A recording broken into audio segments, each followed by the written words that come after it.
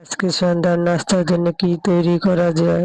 ভাবলাম ঘরে তো নতুন আলু আর সাবু আছে, আলু আর সাবু দিয়ে পাকোড়াটা তৈরি করে ফেলি। সাবু আর পাকোড়াটা খেতে অনেক ভালো লাগে।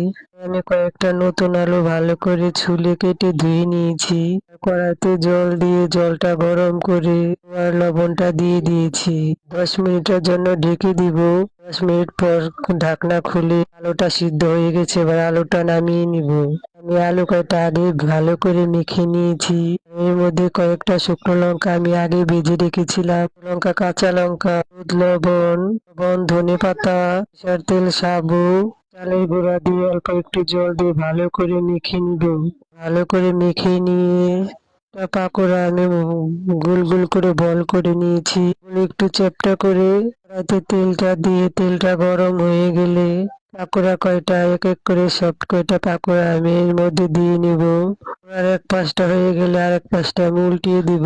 কচুলার আঁচটা আমি কমিয়ে রাখবো, পাকোড়াগুলো পুড়ে না যায়। পাকোড়া আমি একটু লাল লাল করে ভেজে নিব।